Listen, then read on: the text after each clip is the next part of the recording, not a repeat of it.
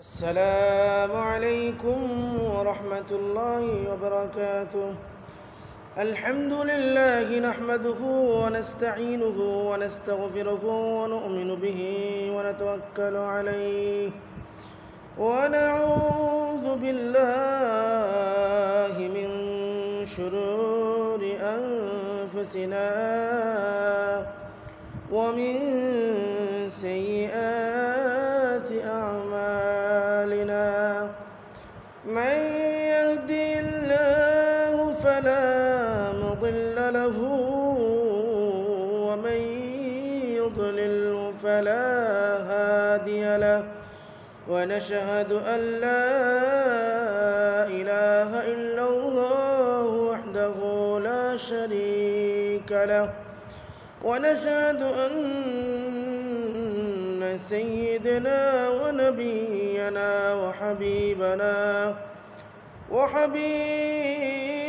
ربنا وطبيبنا وطبيب قلوبنا محمدا عبد الله ورسوله، أرسله بالحق بشيرا ونذيرا وداعيا إلى الله بإذنه وسراجا وقمرا منيرا.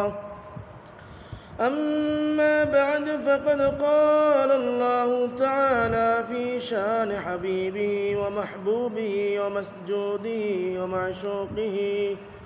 ومسجوده: إن الله وملائكته يصلون على النبي يا أيها الذين آمنوا صلوا عليه وسلموا تسليما. اللهم صل على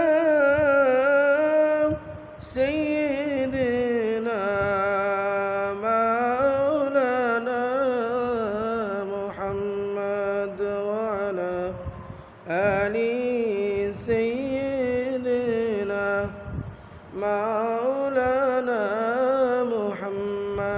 দূরেছি বহু দূরে, কাছে যেতে পারলাম না, মনের দুঃখ মনে রইল, নবীজিকে দেখলাম না। আল্লাহুম্মা সাল্লি আলা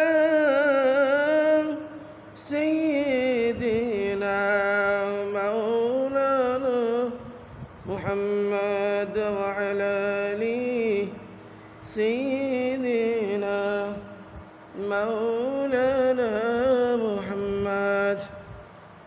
মুহতারাম হাজিরিন ও আমার প্যারা বন্ধুরা, আমি আপনাদেরকে শোনাতে চাই হযরত আম্মার ও তার পিতামাতার ঘটনা। হযরত আম্মার রাদিয়াল্লাহু তাআলা আনহু তাহার মাতা পিতাকে কঠিন হইতে কঠিন তর নির্যাতন করা হইয়াছিল। মক্কার উত্তপ্ত বালুকাময় জমিনের উপর তাহাদেরকে শাস্তি দেওয়া হইত। সেখান দিয়া যাতায়াতের সময় হুজুর সাল্লাল্লাহু আলাইহি সাল্লাম তাদেরকে ধৈর্য ধারণের উপদেশ দিতেন এবং জান্নাতের সুসংবাদ দান করিতেন। শেষ পর্যন্ত তার পিতা হযরত ইয়াসির রাদিয়াল্লাহু তাআলা আনহু নির্যাতন অবস্থায় মৃত্যুবরণ করেন। জালেমরা জীবনের শেষ মুহূর্ত পর্যন্ত তাকে স্বস্তির নিঃশ্বাস ফেলিতে দেয় নাই। অভিশপ্ত আবু জাহেল তাহার মাতা হযরত সুমাইয়া রাদিয়াল্লাহু তাআলা আনহার লজ্জাস্থানে একটি বর্ষা নিক্ষেপ করে, যাহার আঘাতে তিনি শহীদ হইয়া যান। এত সত্ত্বেও ইসলাম ত্যাগ করেন নাই, অথচ তিনি বৃদ্ধা ও দুর্বল ছিলেন। কিন্তু ওই হতভাগ্য কোনো কিছুরই খেয়াল করে নাই। ইসলামে তিনি সর্বপ্রথম শাহাদাত লাভের গৌরব অর্জন করেন। ইসলামের সর্বপ্রথম মসজিদ হযরত আম্মার রাদিয়াল্লাহু তাআলা তৈয়ার করেন। হযরত আকরাম সাল্লাল্লাহু আলাইহি ওয়াসাল্লাম হুজুর আকরাম সাল্লাল্লাহু আলাইহি ওয়াসাল্লাম যখন হিজরত করিয়া মদিনায় তাশরীফ নিলেন, যখন হিজরত করে মদিনায় চলে গেলেন, তখন হযরত আম্মার রাদিয়াল্লাহু তাআলা বলিলেন যে হুজুর সাল্লাল্লাহু আলাইহি সাল্লামের জন্য একটি ছায়াদার ঘর নির্মাণ করা উচিত, যেখানে তিনি তাশরিফ রাখিবেন, দুপুর বেলায় আরাম করিবেন এবং নামাজ ও ছায়ার মধ্যে পড়িতে পারিবেন।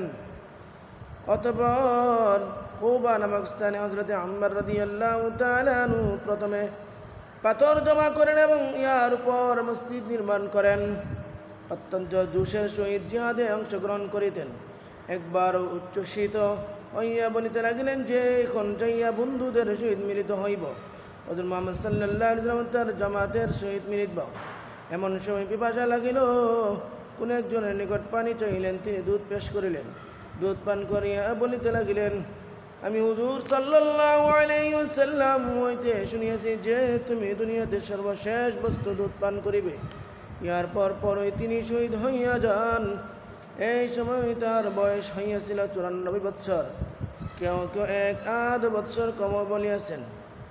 দুধ পান করিয়া বলিতে লাগিলেন, আমি হুজুর সাল্লাল্লাহু আলাইহি ওয়াসাল্লাম হইতে শুনিয়াছি যে তুমি দুনিয়াতে সর্বশেষ বস্তু দুধ পান করিবে। আল্লাহু আকবার। নবীজির কথা বাস্তবায়ন হয়ে গেছে। আল্লাহু আকবার। কত সুন্দর সাহাবীদের জীবন, কত কষ্ট করে ইসলাম ধরে রেখেছেন, কত সুন্দর জীবন দিয়েছেন। ইসলাম আর আল্লাহর নবীর জন্য জীবন দিয়েছেন, তবে ইসলাম ছাড়েন নাই। নির্যাতিত হয়েছেন উত্তপ্ত গরম বালির মধ্যে, জীবন দিয়েছেন, ইসলাম দেন নাই। আল্লাহু আকবার। আল্লাহ সবাইকে, আমাদের সবাইকে এমন জীবনযাপন অনুসরণ করা তৌফিক দান করেন। হযরত সুহাইব রাদিয়াল্লাহু তাআলা ইসলাম গ্রহণ, হযরত সুহাইব রাদিয়াল্লাহু তাআলা হযরত আম্মার রাদিয়াল্লাহু তাআলা এর সহিত ইসলাম গ্রহণ করেন। হুজুর সাল্লাল্লাহু আলাইহি ওয়াসাল্লাম সাহাবী হযরত আরকাম রাদিয়াল্লাহু তাআলা এর বাড়িতে অবস্থান করিতেছিলেন। দুইজনই আলাদাভাবে সেখানে যাইয়া উপস্থিত হইলেন এবং ঘটনাক্রমে বাড়ির দরজায় উভয়ের সাক্ষাৎ হইয়া গেল। উভয়ে একে অপরের আগমনের কারণ জানিলেন। দেখা গেল দুইজনের একই উদ্দেশ্য, অর্থাৎ ইসলাম গ্রহণ করাও। হযরত হুজুর সাল্লাল্লাহু আলাইহি সাল্লামের খিদমতে তাকিয়া উপকৃত হওয়া উভয়ের উদ্দেশ্য ছিল। উভয় ইসলাম গ্রহণ করিলেন। হযরত সুহাইব এবং হযরত আম্মার রাদিয়াল্লাহু তাআলা আনহুমা দুইজনই ইসলাম গ্রহণ করিলেন এবং ইসলাম গ্রহণ করণের পর তৎকালীন এই ক্ষুদ্র ও দুর্বল জামাতের উপর যে অত্যাচার হইত, তাহাদের বেলায় উহার ব্যতিক্রম হইল না। সর্বপ্রকার নির্যাতন চালানো হইল এবং কষ্ট দেওয়া হইল। অবশ্যই হযরত সুহাইব রাদিয়াল্লাহু তাআলা আনহু নিরুপায় হইয়া হিজরত করার ইচ্ছা করিলেন, কিন্তু কাফেররা ইহাও সহ্য করিতে পারিত না যে কোনো মুসলমান অন্য কোথাও যাইয়া শান্তিতে জীবনযাপন করুক। নাউজুবিল্লাহ। তাই কেউ হিজরত করিতে এসে জানিতে পারিলে তাহাকে পাকড়াও করিবার চেষ্টা করিত, যাহাতে অত্যাচার নিপীড়ন হইতে রেহাই পাইতে না পারে। অতএব তার পিছনেও লাগিয়া গেল এবং একদল কাফের তাহাকে পাকড়াও করিতে গেল। তিনি আপন তীর দান সামলাইয়া লইলেন, যাহাতে তীর ছিল, এবং তাহাদিকে লক্ষ্য করিয়া বলিলেন, দেখো, তোমরা বালভাবি অবগত আছো যে আমি তোমাদের মধ্যে সবচেয়ে সুদক্ষ তীরন্দাজ। আল্লাহু আকবার। একটি তীর বাকি থাকিত তোমরা আমার নিকটবর্তী হইতে পারিবে না, আর যখন একটি তীরও অবশিষ্ট থাকিবে না, তখন আমি আমার তলোয়ার দ্বারা তোমাদের মোকাবেলা করিব। হাত যখন তলোয়ারও আমার হাতে থাকিবে না, তখন তোমাদের যা ইচ্ছা হয় করিও। অতএব যদি তোমরা চাও, তবে আমার জীবনের বিনিময়ে মক্কায় রক্ষিত আমার সমস্ত সম্পদের সন্ধান তাহা তোমাদেরকে দিতে পারি। আমার 2টি বাদীও রহিয়াছে, তাহা তোমরা লইয়া যাও। ইহাতে তারা রাজি হইয়া গেল। তিনি তার সম্পদ দিয়া জীবন রক্ষা করিলেন। এই সম্পর্কে পবিত্র কোরআন এই আয়াত নাজিল হইয়াছে, وَمِنَ النَّاسِ مَن يَشْرِي نَفْسَهُ ابْتِغَاءَ مَرْضَاتِ اللَّهِ وَاللَّهُ رَءُوفٌ بِالْعِبَادِ। অর্থাৎ কিছু লোক এমনও আছে যারা আল্লাহর সন্তুষ্টি লাভের জন্য নিজের জীবন ক্রয় করিয়া লয়। আল্লাহ বান্দাদের প্রতি অত্যন্ত মেহেরবান। হুজুর সাল্লাল্লাহু আলাইহি সাল্লাম ওই সময় কুবায় অবস্থান করিতেছিলেন। তিনি হযরত সুহাইব রাদিয়াল্লাহু তাআলাকে দেখিয়া বললেন, বড় লাভের ব্যবসা করিয়াছ। হযরত সুহাইব রাদিয়াল্লাহু তাআলা বলেন, হুজুর আকরাম সাল্লাল্লাহু আলাইহি সাল্লাম তখন খেজুর খাইতেছিলেন। আমার চোখে অসুখ ছিল, আমিও তার সহিত খেজুর খাইতে লাগিলাম। হুজুর সাল্লাল্লাহু আলাইহি সাল্লাম বললেন, তোমার চোখ উঠে আছে, আবার খেজুর খাইতেছ। আমি আরজ করলাম, হুজুর আমি সেই চোখের পক্ষ হইতে খাইতেছি যা ভালো আছে। হুজুর সাল্লাল্লাহু আলাইহি সাল্লাম আমার জবাব শুনিয়া হাসিয়া উঠিলেন। আল্লাহু আকবার। হযরত সুহাইব রাদিয়াল্লাহু তাআলা বড় বেশি খরচ করিতেন, বিদায় হযরত ওমর রাদিয়াল্লাহু তাআলাকে বললেন, তুমি হয়তো খরচ করো। তিনি আরজ করিলেন, আমি কোথাও অন্যায়ভাবে খরচ করি না। হযরত ওমর রাদিয়াল্লাহু তাআলা ইন্তেকালের সময় হযরত সুহাইব রাদিয়াল্লাহু তাআলাকে তার জানাজার নামাজ পড়াইবার জন্য ওসিয়ত করিয়াছিলেন। আল্লাহু আকবার। কত সুন্দর নবীজির তৈয়ার মানুষ, নবীজির হাতের গড়া মানুষ, সাহাবী, কত সুন্দর তাদের জীবন ছিল। আল্লাহু আকবার। হযরত ওমর রাদিয়াল্লাহু তাআলা এর ঘটনা, হযরত ওমর রাদিয়াল্লাহু তাআলা আনহু যার পবিত্র নামের ওপর মুসলমানরা আজ গৌরব বোধ করে, যার ইমানি জোশের কারণে আজ 1300 বছর পরেও কাফেরদের অত্যন্ত অন্তর ভয়ে ভীত হয়। এখন ওমরের নাম শুনলে তাদের ভয় আসে, কাফেরদের অন্তর কেঁপে উঠে।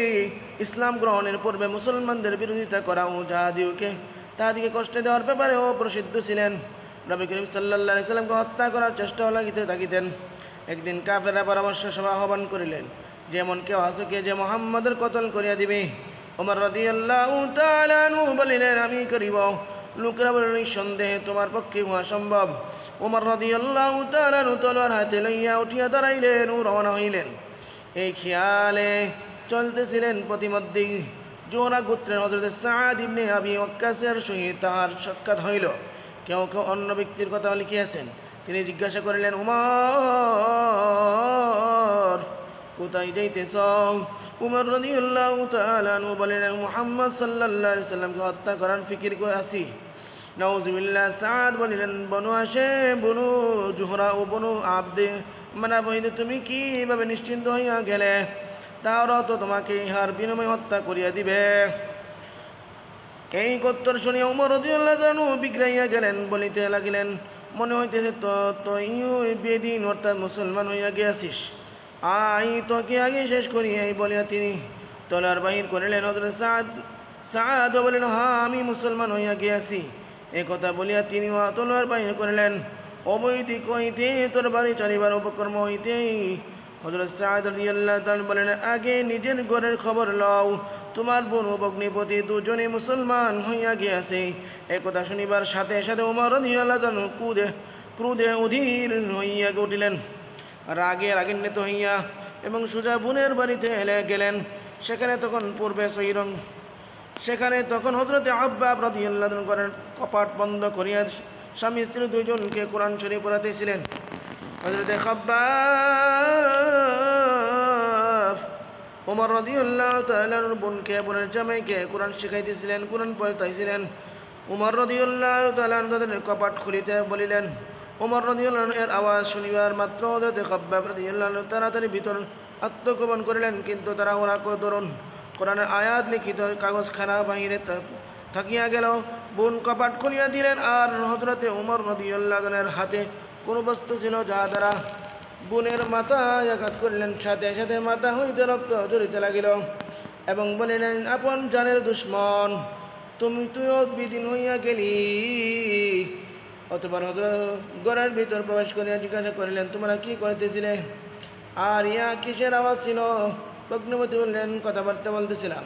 ওমর বললেন, তোমরা কি নিজের ধর্ম ত্যাগ করিয়া অন্য ধর্ম গ্রহণ করিয়াছ? ভগ্নিপতি বললেন, অন্য ধর্ম যদি সত্য হয় তবে। ইহা শুনিবা মাত্র তার দাড়ি ধরিয়া সজলে টান মারিলেন এবং অত্যন্ত ক্ষিপ্ত হইয়া তার উপর ঝাঁপাইয়া পড়িলেন এবং তাহাকে মাটির উপর ফেলিয়া বেদম মারপিট করিলেন। বোন তাকে সারাইতে গেলে তাহার মুখে এত জোরে রাপ্পুর মারিলেন যে রক্ত বাইর হইয়া গেল। যাই হোক, তিনিও উমরের বোন ছিলেন। বলিতে লাগলেন, উমর, আমাদেরকে এই জন্য মারা হইতেছে যে আমরা মুসলমান হইয়া গিয়েছি। হ্যাঁ, নিঃসন্দেহে আমরা মুসলমান হইয়া গিয়েছি। এবার তোমার যাহা ইচ্ছা হয় করিতে পারো। এই সময় হযরত উমরের দৃষ্টি কোরআনের আয়াত লিখিত এই কাগজখানার উপর পড়িল, যা তাড়াহুড়া কারণে বাহিরে উপর হইয়া গিয়েছিল। এতক্ষণে মারপিট করার দরুন ক্রোধের তীব্র কমিয়া আসিয়াছিল। ইহা ছাড়া বোনের ওই রূপ রক্তাক্ত হইয়া যাওয়ার কারণে কিছুটা লজ্জাও লাগিতেছিল। বলিতে লাগিল, আচ্ছা, উহাতে কি আছে আমাকে দেখাও। বোন বলিয়া উঠিলেন, তুমি অপবিত্র, আর অপবিত্র অবস্থায় উহা স্পর্শ করা যায় না। উমর রাদিয়াল্লাহু তাআলা আনহু বারবার বলিতে লাগলেন, কিন্তু বোন ওযু করা গোসল ব্যতীত দিতে সম্মত হইলেন না। অবশ্য ওমর গোসল করিলেন এবং কাগজখানা হইতে হাতে লইয়াই পড়িলেন। উহাতে সূরা তাহা লিখিতেছিল। পড়িতে আরম্ভ করিলেন, ইন্নানি আনাল্লাহু লা ইলাহা ইল্লা আনা ফা'বুদনি ওয়া আকিমিস সালাতা লিযিকরি। অর্থাৎ নিশ্চয় আমি আল্লাহ, আমি ব্যতীত আর কোনো মাবুদ নাই, সুতরাং তোমরা আমারই বন্দিগি করো এবং আমার স্মরণের উদ্দেশ্য নামাজ কায়েম করো। এই পর্যন্ত পড়িতেই তার অবস্থা পরিবর্তন হইয়া গেল। তিনি বলিতে লাগলেন, আচ্ছা, আমাকে মুহাম্মদ সাল্লাল্লাহু আলাইহি ওয়াসাল্লামের খেদমতে লইয়া চলো। একথা শুনিয়া হযরত খাব্বাব রাদিয়াল্লাহু তাআলা ভিতর হইতে বাইর হইয়া আসিলেন এবং বলতে লাগলেন, হে উমর, আমি আপনাকে সুসংবাদ দিতেছি যে গতকাল বৃহস্পতিবার রাত্রে হুজুর সাল্লাল্লাহু আলাইহি ওয়াসাল্লাম এই রব দোয়া করেছিলেন যে, হে আল্লাহ, উমর ও আবু জাহেলের মধ্যে যাকে আপনার পছন্দ হয় তার দ্বারা ইসলামকে শক্তিশালী করুন। এই দুজনই শক্তি ও বীরত্ব প্রসিদ্ধ ছিল। মনে হইতেছে আপনার সম্পর্কেই হুজুর সাল্লাল্লাহু আলাইহি ওয়াসাল্লামের দোয়া কবুল হইয়াছে। অতঃপর হুজুর সাল্লাল্লাহু আলাইহি ওয়াসাল্লাম হযরত উমর রাদিয়াল্লাহু তাআলা আনহু হুজুর সাল্লাল্লাহু আলাইহি ওয়াসাল্লামের খেদমতে হাজির হইলেন এবং জুমার দিন সকালবেলা ইসলাম গ্রহণ করিলেন। তিনি মুসলমান হওয়ার সাথে সাথে কাফেরদের মনোবল ভাঙ্গিয়া পড়িতে লাগিল। কিন্তু তখন অপরদের মুসলমানগণ সংখ্যায় ছিলেন অতি নগণ্য, অল্প সংখ্যক মুসলমান ছিল। অপরপক্ষে ছিল সমগ্র মক্কা তথা সমগ্র আরব। কাজেই তাহাদের মধ্যেও নতুন জোশ পয়দা হইল এবং সভা সমিতি ও পরামর্শের মাধ্যমে সমিতি ও সলা পরামর্শ করিয়া মুসলমানদিগকে সমল ধ্বংস করিবার জন্য বিভিন্ন প্রকারের চেষ্টা ও তদবির করা হইত। তবে হযরতে ওমর রাদিয়াল্লাহু আনহু ইসলাম গ্রহণের এতটুকু লাভ অবশ্য হইয়াছে যে মুসলমানগণ মক্কার মসজিদে নামাজ পড়িতে লাগিলেন। হযরতে আব্দুল্লাহ ইবনে মাসউদ রাদিয়াল্লাহু আনহু বলেন, হযরত ওমর রাদিয়াল্লাহু আনহু ইসলাম গ্রহণ ছিল মুসলমানদের জন্য বিজয় এবং তার খেলাফত ছিল রহমত স্বরূপ। সুবহানাল্লাহ, আল্লাহু আকবার। এই ছিল হযরতে ওমরের জীবনী। প্রত্যেকটা সাহাবীর জীবনী ছিল সোনালী অক্ষরে লেখা। প্রত্যেকটা সাহাবীর জীবনী ছিল সোনালী জীবন, নুরানি জীবন, নবীজির উত্তরসূরি জীবন, নবীজির আখলাকের উত্তরসূরি তারা ছিল। সুবহানাল্লাহ। আল্লাহ সুবহানাহু ওয়া তাআলা আমাদের সকল উম্মতদেরকে সাহাবীদের উত্তরসূরি হওয়ার তৌফিক দান করেন। সকলে বলে আমিন। ওয়া মা আলাইনা ইল্লাল বালাগ।